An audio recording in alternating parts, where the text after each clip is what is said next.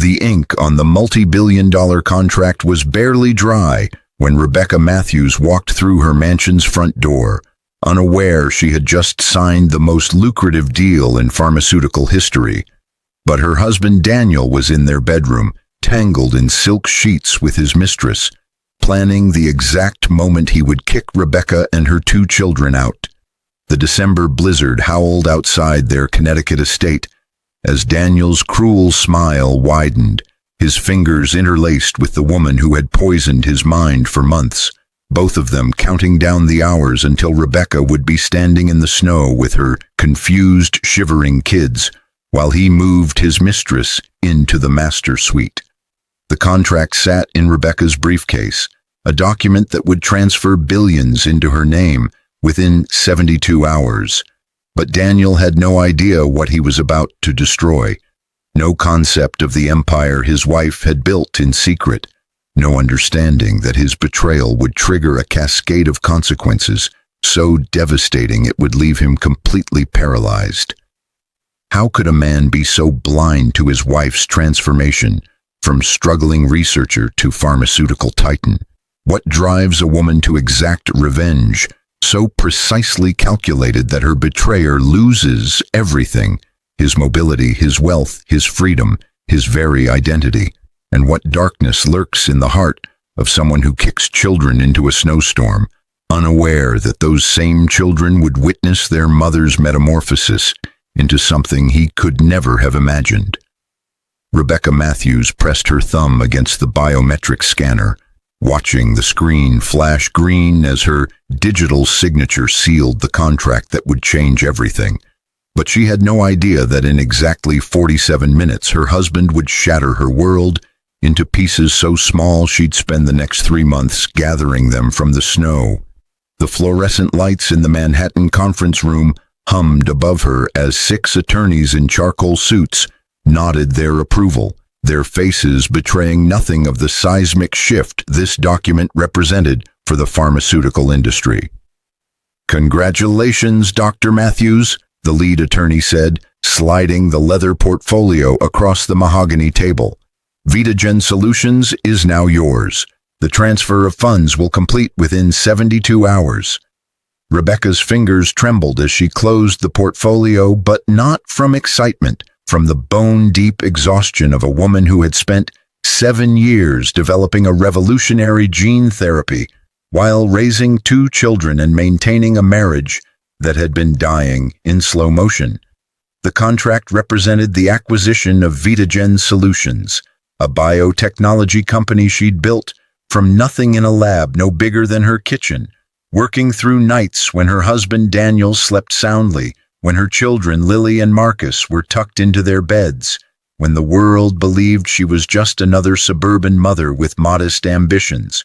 The numbers swam before her eyes. $4.7 billion in an initial payment, but her mind couldn't fully grasp the magnitude, couldn't reconcile this moment with the woman she'd been 7 years ago, scraping together grant money, mixing compounds in borrowed laboratory space, driven by a singular vision to cure the degenerative disease that had killed her father. She remembered his final months, how the illness had slowly stolen his ability to walk, then to feed himself, then to speak, until all that remained was his eyes, still bright with love but trapped in a body that had become his prison. Rebecca gathered her belongings, her phone buzzing with a text from Daniel. "Working late again? Don't bother coming home for dinner."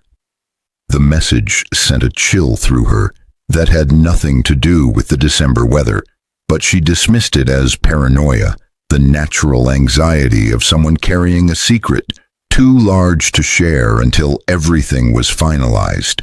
She had planned to tell Daniel tonight, to share this triumph with the man she'd married 12 years ago, the man who had promised to support her dreams even when they seemed impossible.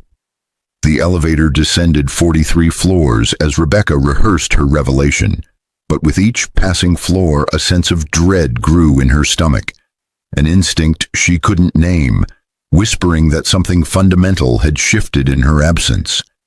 She had been in Manhattan for 6 hours, finalizing the deal that would secure her family's future for generations, unaware that her husband had spent those same 6 hours planning her destruction. The drive from Manhattan to their Connecticut estate normally took 90 minutes, but tonight, with the blizzard intensifying, it stretched to nearly 3 hours. Rebecca's Mercedes navigated the increasingly treacherous roads as snow accumulated on the windshield faster than the wipers could clear it. She thought about Lily, 9 years old, with her father's dark eyes and her mother's stubborn determination, and Marcus, 7, who had inherited Rebecca's analytical mind and his father's athletic grace. Her children had no idea their mother had just become one of the wealthiest women in America. But they also had no idea their father had been conducting an affair for 8 months with Victoria Ashford, a 28-year-old marketing executive who had convinced Daniel that Rebecca's dedication to her research was really neglect, that her late nights in the lab revealed a woman who valued science over family, that he deserved someone who would prioritize his needs above everything else. Rebecca pulled into the circular driveway at 9:47 p.m., noting that every light in the house blazed despite her repeated requests to conserve energy. But she attributed it to Daniel's carelessness, not to the fact that he and Victoria had been celebrating their plan to evict Rebecca, drinking champagne in the bedroom Rebecca had decorated with such care, mocking the woman who had no idea her life was about to implode. The front door was unlocked, but when Rebecca stepped inside calling out for her children, she was met with silence so profound it felt like a physical presence. Her briefcase slipped from her fingers, landing on the marble floor with a crack that echoed through the empty foyer. "Daniel," she called out, her voice bouncing off the vaulted ceilings. "Lily, Marcus." Footsteps descended the grand staircase, but they weren't her husband's familiar stride. Instead, a woman Rebecca had never seen before appeared, wearing nothing but one of Daniel's Oxford shirts, her blonde hair tousled, her smile radiating contempt. "You must be Rebecca," Victoria said, descending the stairs with the confidence of someone who already considered this house her own. "Daniel's been expecting you." Rebecca's world tilted as understanding crashed through her, but before she could speak, Daniel emerged from the master bedroom, fully dressed, his expression cold and distant in a way she'd never witnessed in 12 years of marriage. "Rebecca," he said, his voice flat, emotionless, "we need to talk." "Who is this?" Rebecca demanded, her scientific mind struggling to process the evidence before her. But she already knew, some primal part of her recognizing the predatory way this woman looked at her husband, the possessive way Daniel's hand briefly touched Victoria's lower back as he passed her on the stairs. "This is Victoria," Daniel said, each word precisely enunciated, as if he'd rehearsed this speech. "And she's moving in. Tonight." The words hung in the air like ice crystals, but Rebecca's brain refused to accept their meaning, kept searching for the joke, the misunderstanding, the rational explanation for why her husband was standing in their foyer with another woman wearing his clothes. "I don't understand," Rebecca said, her voice breaking. "Daniel, what are you? Where are the children?" "They're in the guest house with my mother," Daniel replied, his eyes fixed somewhere over Rebecca's shoulder, unable to meet her gaze. "You need to pack your things and leave. Tonight." The temperature in the house suddenly felt arctic, but it was nothing compared to the cold spreading through Rebecca's chest, freezing her lungs, making each breath a conscious effort. "Leave," Rebecca repeated, the word foreign on her tongue. "This is my house, our house. We have children, Daniel. We have a life." "Had a life," Victoria interrupted, her voice honey-sweet but edged with venom. "Past tense. Daniel's been miserable for years, trapped in a marriage with a woman who cares more about her little lab experiments than her own family." Rebecca's hands clenched into fists, but she forced herself to focus on Daniel, to appeal to the man she'd married, the man who had held her hand in the delivery room when Lily was born, who had danced with her at their 10th anniversary party. "Daniel, please," Rebecca said, stepping toward him. "Whatever this is, we can work through it. We have children. We have history. I know I've been distracted with work, but nothing." Daniel cut her off, his voice rising. "I'm done, Rebecca. Done pretending I'm happy. Done living in the shadow of your obsession with dead cells and test tubes. Done explaining to our friends why my wife can't attend social events, because she's too busy playing scientist." Each word was a blade, but Rebecca heard something beneath the anger, something coached and artificial, as if Daniel were reading from a script Victoria had written. "When did this start?" Rebecca asked, her scientific mind seeking data, timelines, evidence. "Does it matter?" Victoria answered for him, moving to stand beside Daniel, her hand sliding possessively around his waist. "It started because you failed as a wife, because you made Daniel feel invisible, because you chose your career over your marriage." Rebecca's laugh erupted involuntarily, bitter and sharp, but it was tinged with genuine disbelief at the audacity of this stranger critiquing a marriage she knew nothing about. "You don't know anything about my marriage," Rebecca said, her voice steady despite the trembling in her hands. "And you," she turned to Daniel, "you're really going to do this? Throw away 12 years because of her?" "I'm doing this because I deserve to be happy," Daniel said, and for the first time his voice carried conviction. "I deserve someone who puts me first, someone who doesn't disappear into a lab for days at a time, someone who remembers she has a husband." "I was working," Rebecca said, her voice breaking. "I was working to secure our future." "By abandoning your present," Victoria interrupted again, clearly relishing her role in this destruction. "Daniel told me how you missed Lily's dance recital, Marcus's championship game, your own anniversary dinner." The accusations hit their marks, but each one was a memory twisted, context stripped away. Rebecca had missed Lily's recital because she was presenting her research to the FDA. She'd missed Marcus's game because she was negotiating with investors who would only meet on that specific day. She'd missed their anniversary because Daniel had scheduled it on the same night as her critical patent hearing without asking her first. "You can't just kick me out," Rebecca said, fighting to maintain composure. "This is my house, too. Legally." "Actually," Daniel pulled a folded document from his pocket, his expression smug. "I can. This house is in my name only. My inheritance from my father bought it. You have no legal claim." The revelation struck like a physical blow, but Rebecca's mind immediately began cataloging facts, searching her memory of the purchase. 9 years ago, she'd been pregnant with Marcus, overwhelmed with morning sickness and research deadlines. Daniel had handled all the paperwork, assured her the house was their shared asset, their family home.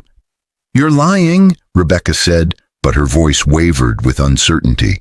"Check the deed," Daniel said, tossing the document at her feet. "It's all there. This house belongs to me, and I want you gone." Rebecca bent to retrieve the paper, her hands shaking as she scanned the legal text. But there it was, in official stamps and signatures. The house was solely in Daniel's name. She'd been so trusting, so focused on her research, that she'd never verified what he'd told her. "Fine," Rebecca said, straightening her spine, drawing on reserves of strength she didn't know she possessed. "I'll leave, but I'm taking my children." "No," Daniel said simply. "You're not." The world stopped, but in that suspended moment Rebecca saw with crystalline clarity the full extent of Daniel's betrayal, the calculated cruelty of a man who had planned every detail. "What did you say?" Rebecca whispered. "The children stay with me," Daniel repeated. You can see them on weekends, supervised visits. My lawyer has already filed for full custody."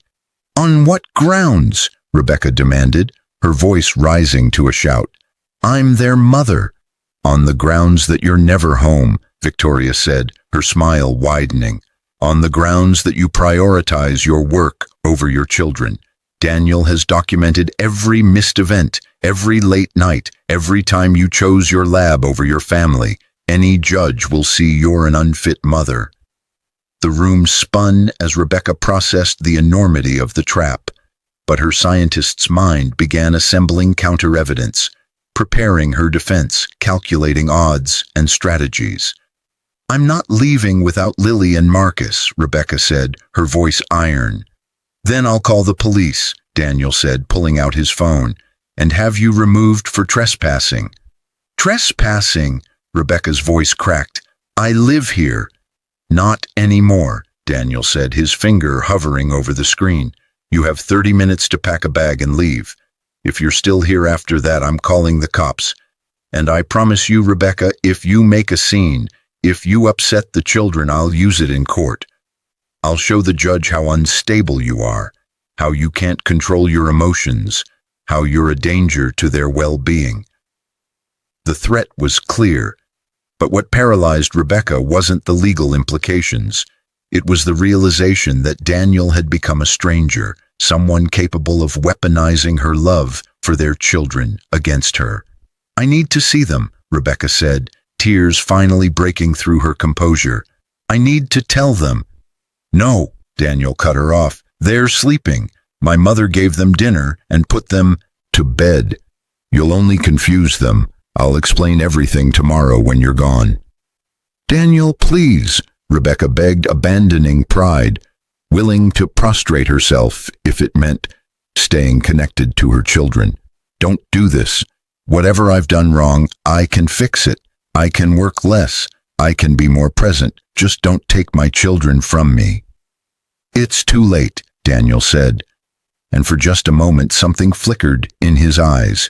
But it wasn't remorse or compassion. It was satisfaction, the pleasure of a man finally wielding power over someone he'd resented for years.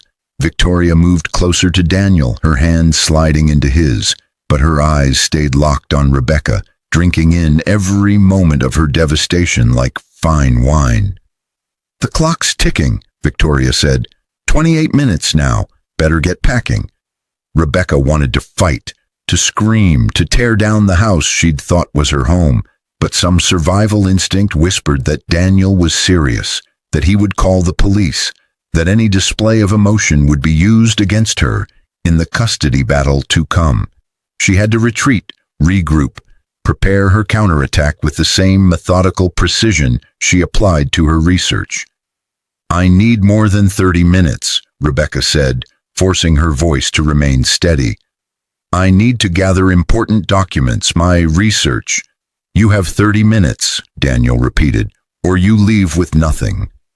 Rebecca climbed the stairs on legs that felt disconnected from her body, but her mind was already racing, cataloging what she needed, what she couldn't leave behind. She passed the children's rooms, pausing at each door, pressing her hand against the wood as if she could transmit her love through the solid barrier. In the master bedroom she'd shared with Daniel for 9 years, Rebecca found her research materials had already been boxed up, but as she opened each container, she realized critical documents were missing, her most sensitive research notes nowhere to be found. Daniel had been planning this for weeks, possibly months, stealing her work while pretending everything was normal. She packed a suitcase with mechanical efficiency, but her hands kept reaching for items that represented her life here. The photo of Lily's first day of school, Marcus's drawings magneted to the refrigerator, the anniversary cards Daniel had written when he still loved her. Each item was a memory, a moment of happiness now poisoned by betrayal. 29 minutes later, Rebecca descended the stairs with a single suitcase and her briefcase. But she'd left behind a dozen boxes of research, her children's artwork, the accumulated treasures of a life she'd thought was permanent. Daniel stood by the door, Victoria draped over him like a possession, But when Rebecca passed, he grabbed her arm, his grip tight enough to bruise. "One more thing," Daniel said, his voice low. "Don't try to contact the children. Don't show up at their school. Don't call the house. Any violation of these rules, and I'll get a restraining order. Understand?" Rebecca jerked her arm free, but she nodded, unable to trust her voice, unable to look at this man without seeing a monster where her husband used to be. "Good," Daniel said, opening the front door. "Have a nice life, Rebecca." The blizzard hit her like a wall of ice, but it was nothing compared to the cold of Daniel's dismissal. Rebecca stepped into the snow, her suitcase wheels immediately bogging down in the accumulation. The driveway stretched before her, her Mercedes barely visible through the whiteout conditions. Behind her, the door slammed shut, but she heard the distinct click of the locks engaging, the sound of her family sealing her out. She turned back once, seeing Daniel and Victoria silhouetted in the window, watching her struggle through the storm like spectators at an execution. Rebecca's tears froze on her cheeks, but she forced herself forward, dragging her suitcase through snow that reached her calves, her expensive heels offering no traction, her coat insufficient for the brutal weather. She'd been kicked out into a blizzard, sent away like garbage, separated from her children who would wake tomorrow wondering where their mother had gone. The Mercedes refused to start at first, but after 3 attempts the engine turned over, the dashboard lights illuminating her tear-stained face. She sat in the driver's seat, hands gripping the wheel, body shaking with cold and shock and rage, so profound it felt like a living thing inside her chest. But as she sat there, something shifted. But it wasn't defeat, it was clarity, the same cold precision that had allowed her to solve problems that had stumped researchers for decades. Daniel thought he'd destroyed her, thought he'd taken everything that mattered, thought he'd reduced her to a broken woman with nothing left to lose. He had no idea about the contract in her briefcase, but more importantly, he had no idea what he'd awakened in her. Rebecca Matthews, the woman who had dedicated her life to curing degenerative diseases, who had fought through skepticism and sexism and countless failures, who had built an empire in secret while her husband slept, was not going to disappear into the snow and surrender. She pulled out her phone, scrolling through contacts until she found her attorney's number. But she didn't call him yet. Not until she'd formulated a plan. Not until she'd transformed her rage into strategy. The blizzard continued to rage around her car, but inside, Rebecca's mind had never been clearer. Daniel had made 3 critical mistakes, but he wouldn't realize them until it was far too late to save himself. First, he'd underestimated her, assumed that because she'd been a devoted wife and mother, she would crumble under his cruelty. Second, he'd kicked her out before the contract completed, before he had any legal claim to her fortune. Third, he'd revealed his true nature so completely that any judge would see through his manufactured custody case. Rebecca started recording a voice memo, but her voice was steady now, clinical, detailing everything that had just happened with the precision of someone documenting a scientific experiment. She described Victoria's presence, Daniel's threats, the missing research documents, the calculated timing of his betrayal. This recording would be the foundation of her legal defense. She drove away from the estate slowly, carefully, navigating the treacherous roads, but in her rear-view mirror, she watched the house disappear into the snow, and with it, the last remnants of the woman she'd been. That woman was dead, killed by a husband's betrayal and left in a snowdrift. Someone new was being born, someone Daniel Matthews would come to fear. Rebecca checked into a hotel 30 miles away, but she didn't sleep. Instead, she spread her contract across the desk, studying every clause, every provision, every advantage it gave her. The money would arrive in 72 hours, but she needed to move faster than that. At 3:47 a.m., she finally called her attorney, But she also called 3 private investigators, 2 of the most ruthless divorce lawyers in Connecticut, and a child psychologist who specialized in custody evaluations. By dawn, she'd set in motion a cascade of actions that would dismantle Daniel's life piece by piece. The private investigators delivered their first report within 48 hours, but it was better than Rebecca could have imagined. Victoria Ashford had a history, a pattern of targeting wealthy married men, engineering divorces, and extracting settlements before moving to her next victim. She'd done it twice before, and Daniel was simply her latest mark.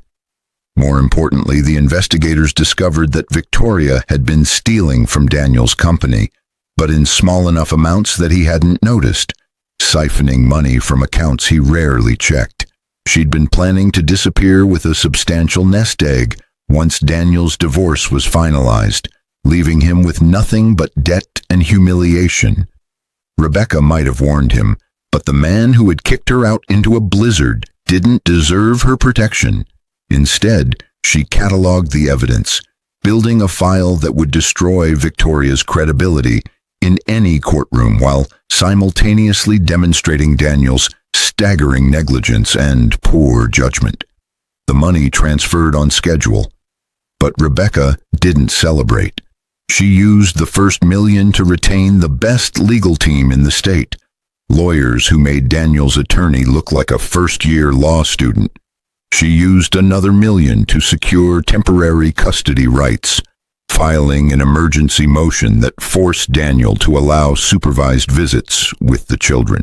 When she finally saw Lily and Marcus again, in a sterile conference room with a court-appointed supervisor watching, but their tears nearly broke her resolve. They didn't understand why Mommy had left, why Daddy's new friend was sleeping in Mommy's bed, why everything had changed so suddenly. "I didn't leave you," Rebecca told them, holding both children close. "I would never leave you. Daddy asked me to go away for a little while, but I'm fighting to come home. Do you understand? Mommy is fighting to be with you." "Why did Daddy's friend say you didn't want us anymore?" Lily asked, her voice small and confused. Rebecca's rage crystallized into diamond-hard certainty, but she kept her voice gentle for her children. "That's not true, baby. That woman lied. I want you more than anything in the world, and I'm going to prove it." The court battle began in earnest, but Rebecca approached it like she approached her research, methodically, thoroughly, leaving nothing to chance. Her lawyers painted a picture of Daniel's cruelty, his calculated betrayal, his willingness to traumatize his children for his own selfish desires. They presented evidence of Rebecca's professional success, but carefully, demonstrating that her work had been providing for the family's future, not neglecting them. They brought in colleagues who testified to her dedication, teachers who confirmed she'd never missed a parent-teacher conference, coaches who remembered her at every game, despite Daniel's false timeline. Daniel's case collapsed within weeks, but Rebecca wasn't satisfied with merely winning custody. She wanted him to understand what he'd destroyed, wanted him to feel the same devastation he'd inflicted on her. Her opportunity came when Victoria's theft was exposed, but it was worse than the initial investigation had revealed. She'd stolen nearly $800,000 from Daniel's investment firm, forged his signature on documents, created false accounts in his name. When the FBI began investigating, Victoria disappeared, leaving Daniel to face fraud charges alone. His company imploded, but Rebecca made sure to buy up the debt, to become his primary creditor, to control his financial future. Within 3 months of kicking her out, Daniel had lost his business, his reputation, and was facing potential prison time. The custody hearing was almost anticlimactic, but the judge's decision was unequivocal. Full custody to Rebecca, supervised visits only for Daniel until he completed therapy and demonstrated stability. The judge's words were scathing, condemning Daniel's reprehensible cruelty and staggering lack of judgment. But Rebecca wasn't done. But her final move required patience, required waiting for exactly the right moment. That moment came 6 months after the divorce was finalized, when Daniel's legal troubles had consumed his savings, when he'd been forced to sell the mansion, when he was living in a modest apartment and working a job that barely covered his expenses.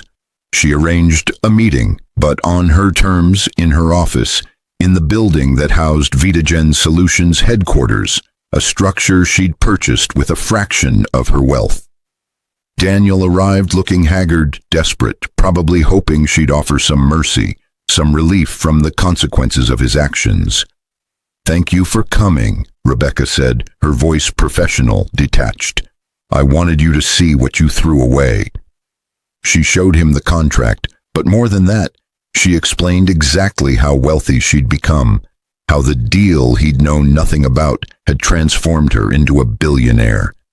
She described the empire she'd built while he slept, the revolutionary treatment that would save millions of lives, the legacy she'd create. "You kicked me out thinking I was nothing," Rebecca said, watching his face drain of color. "Thinking I was just a failed scientist playing in a lab. You had no idea what I'd become, what I was capable of, and now it's too late."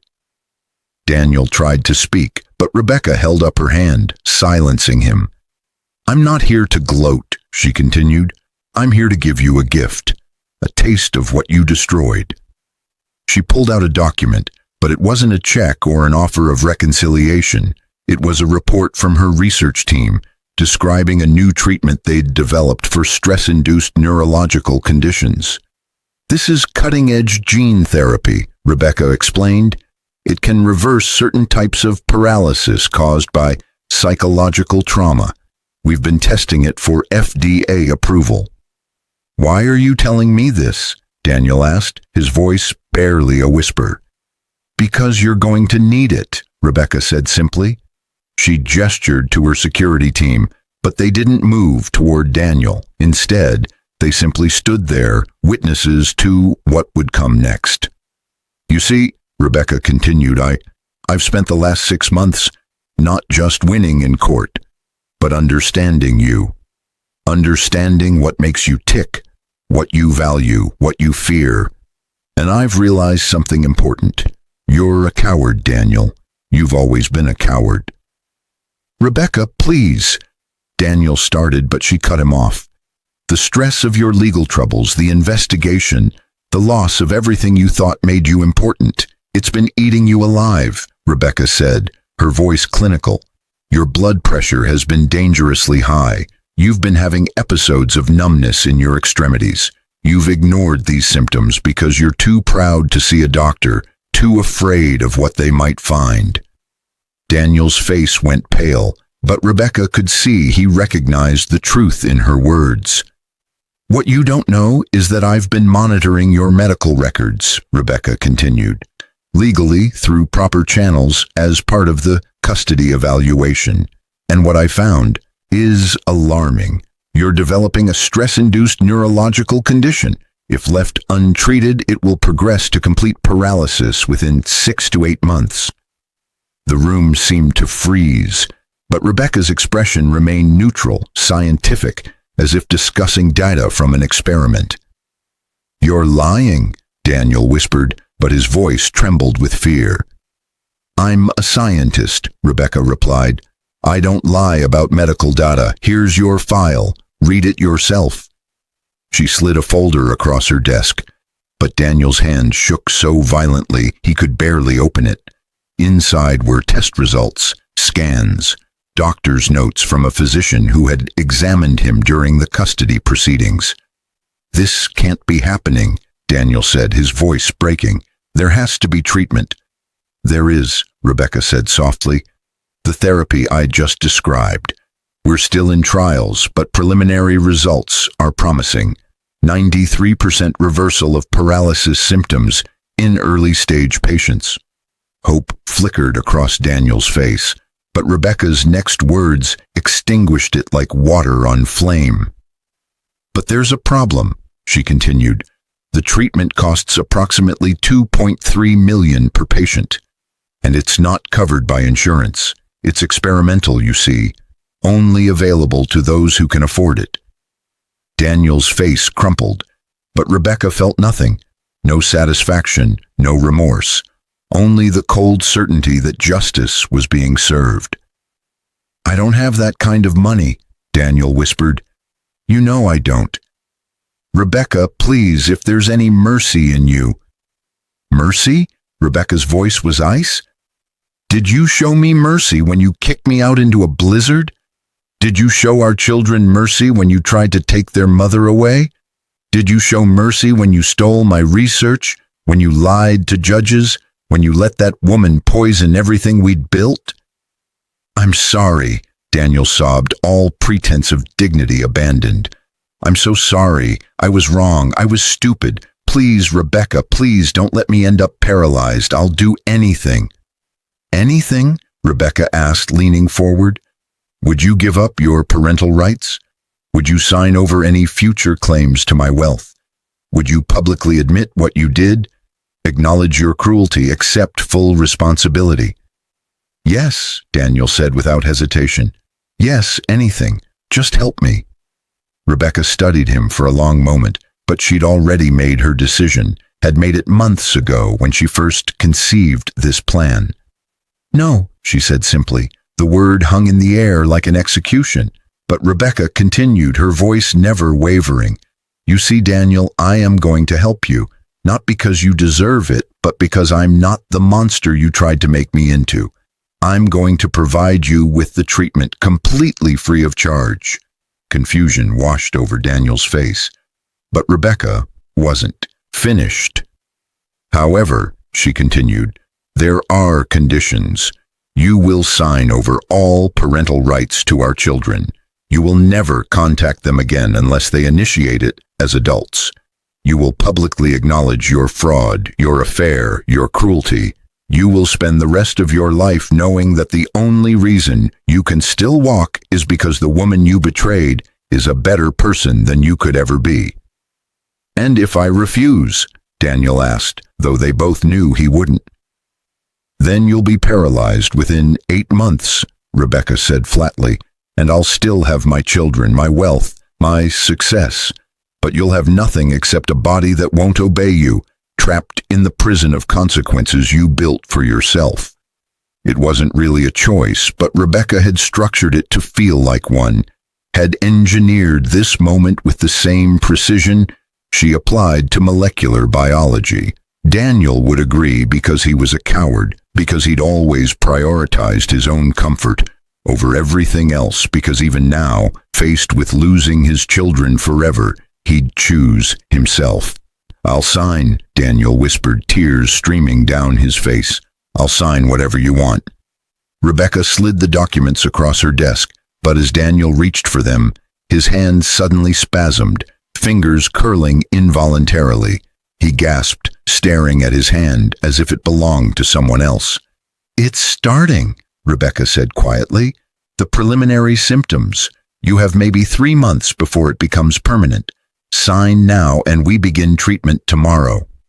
Daniel signed with his left hand, his right still trembling uncontrollably, but each signature was an admission of defeat, an acknowledgement that Rebecca had won completely and utterly. When he finished, Rebecca took the documents back, but she made no move to provide the promised treatment information. "Rebecca?" Daniel asked, fear creeping back into his voice.